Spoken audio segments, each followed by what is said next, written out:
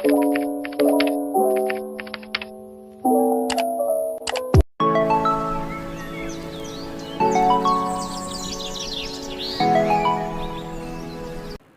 অভিযানে আজকের নিবেদন 10 নারীর হৃদয় রবীন্দ্রনাথ।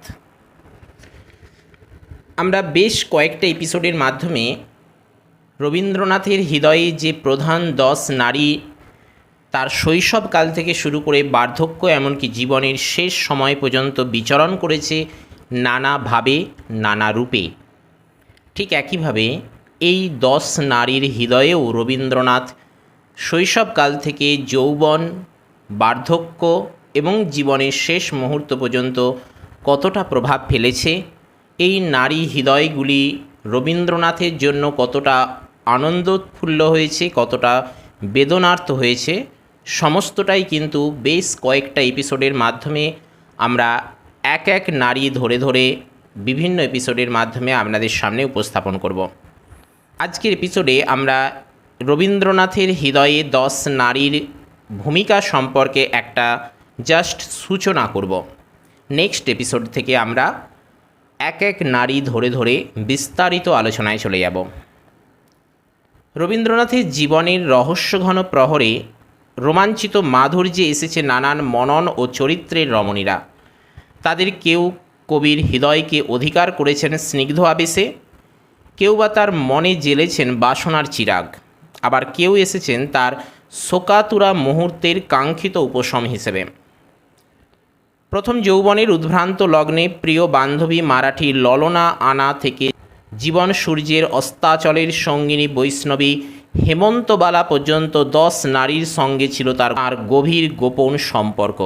সেই রমণীরা যদি মধ্যরাতে মেতে ওঠেন আত্মকথনে, তাহলে আমরা কোন সে রবীন্দ্রনাথকে প্রত্যক্ষ করব? সেই প্রথম কৈশোর বেলা থেকে জীবনের প্রায় শেষ মুহূর্ত পর্যন্ত রবীন্দ্রনাথকে নানা রমণীর সংস্পর্শে আসতে হয়েছিল।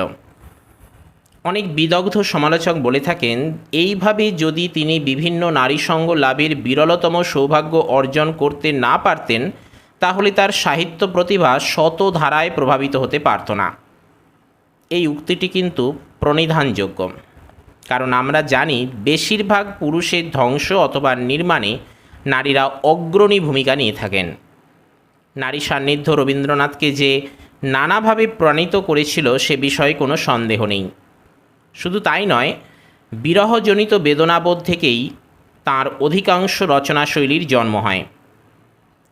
সঙ্গত কারণে মনে প্রশ্ন জাগে, রবীন্দ্র ব্যক্তিত্বের মধ্যে এমন কি অমোঘ আকর্ষণ ছিল যা নানা বয়সের নারীকে তার কাছে টেনে আনে? ছিল পরিমিত কৌতুকবোধ, অন্তরঙ্গতায় অভিষিক্ত বাক্যবাণের প্রয়োগ, ছিল বুদ্ধির তীক্ষ্ণতায় উদ্ভাসিত ব্যক্তিত্বের স্বচ্ছ বিচরণ। এর পাশাপাশি যোগ হয়েছিল তার তীব্র আকর্ষণী ক্ষমতা এবং শারীরিক উদ্দীপনার অতি আধুনিক অনুভব। আমরা একেবারে নতুন দৃষ্টিকোণ থেকে তার অন্তরঙ্গ প্রেম বিরহ কাহিনী উপস্থাপন করার কিন্তু আমরা চেষ্টা করব বিভিন্ন এপিসোডের মধ্য দিয়ে। এতদিন পর্যন্ত বিভিন্ন অনুরাগী সম্পর্কে রবীন্দ্রনাথের কথন নানা বইতে নানা রকমভাবে আমরা জেনে এসেছি, কিন্তু এবারে যদি আমরা তার গোপনচারীদের কথাগুলি একটু আপনাদের সামনে উপস্থাপন করি তাহলে কেমন হয়? এই এপিসোডগুলি শুনতে শুনতে আপনারা হয়তো স্মৃতির সমুদ্রে অবগাহন করবেন, হয়তো বুক থেকে উচ্চারিত হবে চাপা দীর্ঘশ্বাস, গালে হাত দিয়ে ভাববেন যে মৃত্যুঞ্জয়ী ঋষিপ্রতিম মানুষটির নত হয়ে আসে আমাদের অবয়ব, সেই মানুষটি মনের আকাশে এত দুঃখ মেঘের ঘনঘটা কেন? তিনি কি তাহলে ঈশ্বরের এক অভিশপ্ত সন্তান? আমরা মহা সমারোহে বিশ্বকবির শুভ জন্মোৎসব পালন করি, বিভিন্ন অনুষ্ঠানে নানাভাবেই তাকে স্মরণ করতে ইচ্ছে করে আমাদের। তার লেখা কবিতা আবৃত্তি করা হয় বিভিন্ন অনুষ্ঠানে, সঙ্গীত পরিবেশন করা হয় বিভিন্ন অনুষ্ঠানে, বিভিন্ন সময় বিভিন্ন রকমভাবে, নাটকও বিভিন্ন সময় অনুষ্ঠিত হয়ে থাকে, মঞ্চস্থ হয়ে থাকে। কিন্তু সেই রবীন্দ্রনাথ আদতে কীরকম ছিলেন, তার হৃদয়ে 10 নারী কতটা প্রভাব ফেলেছিল এবং তিনিও সেই 10 নারীর হৃদয়ে নিজের কতটা ভূমিকা রেখেছিলেন, বিভিন্ন এপিসোডের মধ্য দিয়ে আমরা আপনাদের সামনে উপস্থাপন করব। আজকের এপিসোডে জাস্ট এই বার্তাটা আপনাদের দিলাম। আজকের এপিসোডে জাস্ট আমরা এই রবীন্দ্রনাথ সম্পর্কে একটা বড় এপিসোড আসতে চলেছে, বড় একটা পদক্ষেপ নিতে চলেছি, সেগুলো আপনাদের জানালাম।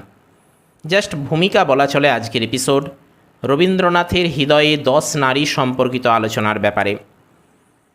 এ ব্যাপারে আপনারা কতটা ইচ্ছা প্রকাশ করছেন, এ ব্যাপারে আপনারা কতটা আগ্রহী, এ ব্যাপারে আপনারা কতটা উৎসাহী, সেটা আপনারা কমেন্ট বক্সে জানাতে ভুলবেন না। সেই সঙ্গে ভিডিওটিকে লাইক করার পাশাপাশি চ্যানেলটিকে সাবস্ক্রাইব করে আমাদের সঙ্গে থাকবেন। সাহিত্যবিজান সর্বদা আপনাদের পাশে আছে। চলুন আজকের এপিসোড আমরা এখানেই শেষ করছি। Stay tuned, stay connected with Sahityabijan. Thank you.